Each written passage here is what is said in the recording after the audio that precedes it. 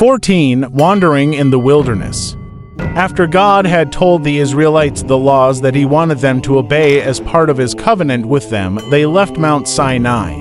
God began leading them toward the promised land, which was also called Canaan. The pillar of cloud went ahead of them toward Canaan, and they followed it. God had promised Abraham, Isaac, and Jacob that he would give the promised land to their descendants.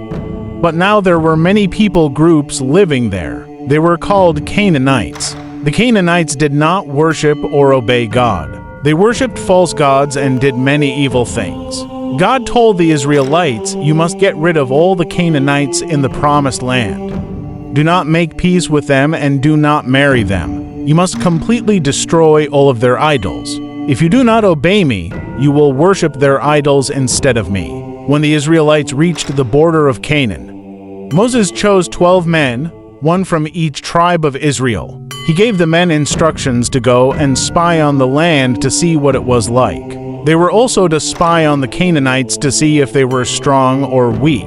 The 12 men traveled through Canaan for 40 days and then they came back.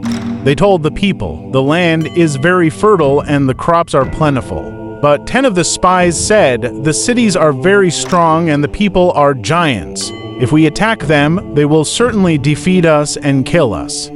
Immediately Caleb and Joshua, the other spies, said, "It is true that the people of Canaan are tall and strong, but we can certainly defeat them. God will fight for us." But the people did not listen to Caleb and Joshua. They became angry with Moses and Aaron and said, "Why did you bring us to this horrible place? We should have stayed in Egypt rather than be killed in battle and our wives and children made slaves." The people wanted to choose a different leader to take them back to Egypt. God was very angry and came to the tent of meeting.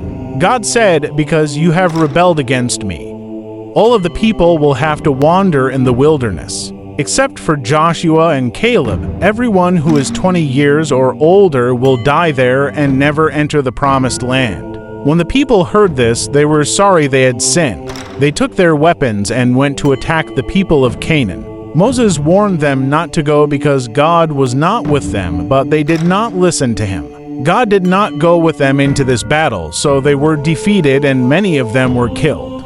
Then the Israelites turned back from Canaan and wandered through the wilderness for 40 years. During the 40 years that the people of Israel wandered in the wilderness, God provided for them. He gave them bread from heaven, called manna. He also sent flocks of quail, which are medium-sized birds, into their camp so they could have meat to eat. During all that time, God kept their clothes and sandals from wearing out. God even miraculously gave them water from a rock.